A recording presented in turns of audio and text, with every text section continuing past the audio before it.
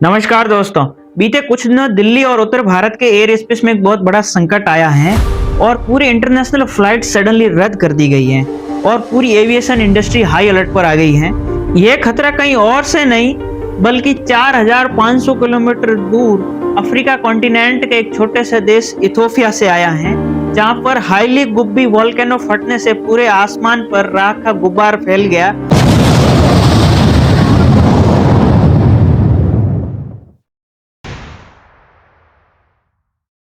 और इसका प्रभाव भारतीय महाद्वीप पर देखने को मिल रहा है। आज हम इस वीडियो में जानेंगे कि कैसे 10 से 12 हजार साल पुराने शांत पड़े एक ज्वालामुखी के फटने से उसने पूरे भारत सहित पूरे सुदूर पूर्वी देशों को प्रभावित किया है। और हम इस वीडियो में ये भी बात करेंगे कि जो भारत में जो डोरमेंट पड़ी जो वोल्केनोज हैं उनके संभावित खतरों के बारे में बात करेंगे और उनसे निपटने के संभावित प्रयासों के बारे में भी। आइए जानते हैं इस वीडियो में।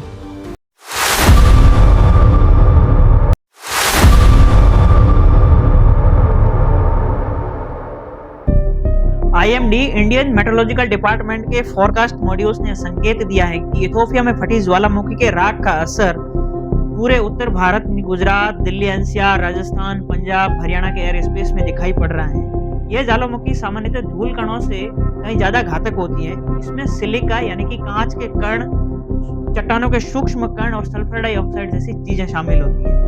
ऐसी स्थिति में एरोप्लेन के इंजन फेलियर के रिस्क कई गुना ज्यादा बढ़ जाता है। एक जेट इंजन के अंदर हाई टेम्परेचर इन सिलिका के कणों को पिघला देता है और पिघला हुआ सिलिका हवाई जहाज के इंजन के पंखों पर एक चिपचिपी कांच जैसी कोटिंग बना देता है।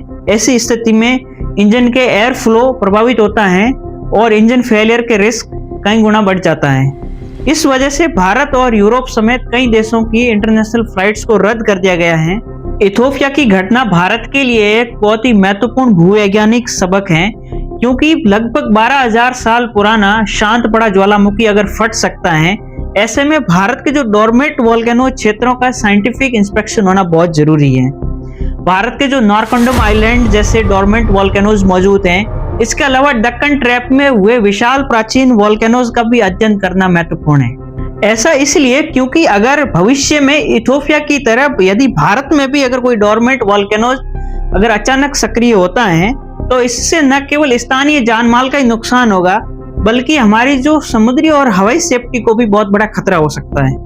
इन संभावित खतरों को ध्यान में रखते हुए अब जूलॉजिकल सर्वे ऑफ इंडिया और अन्य रिसर्च इंस्टीट्यूट्स को बैरन आइलैंड के अलावा अन्य जो डोरमेंट वोल्केनो क्षेत्रों का भी डीप बोरवेल इन्वेस्टिगेशन और लॉन्ग टर्म मॉनिटरिंग करनी चाहिए। यह भविष्य के किसी भी अप्रत्याशित खतरे से निपटने के लिए हमारी जो प्री प्लानिंग है, जो प्री प्रिपेयरनेस को और ज्यादा मजबूत करेगा। मिलते हैं नेक्स्ट वीडियो में, तब तक के लिए धन्यवाद।